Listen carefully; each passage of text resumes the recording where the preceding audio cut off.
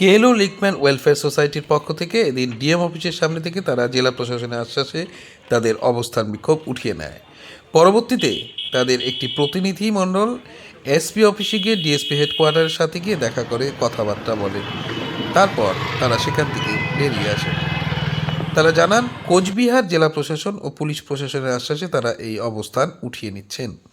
তারা আশাবাদী খুব দ্রুত তাদের সব দাবি পূরণ হবে। সকল লেভেলের সঙ্গে কথা বলেছে, আমাদের ডিএসপি স্যার কথা বললেন এবং আশ্বাস দিলেন যতটা পারি তাড়াতাড়ি আমাদের মূল সংবাদটা সেই সংবাদটা দেওয়ার জন্য।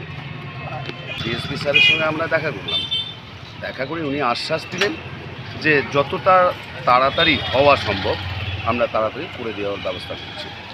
আপনারা তাদের আশ্বাসে খুশি? হ্যাঁ, মোটামুটি খুশি। দেখুন, একটা কি বলা যায়, আমরা তো মারমুখী আন্দোলনে যেতে পারি না। সিস্টেমের মধ্য দিয়ে আমরা যতটুকু করা যায়, মানে নিজের এখতিয়ারে রেখে যেভাবে আন্দোলন করা যায় সেই আন্দোলনই আমরা কিন্তু হাঁটছি।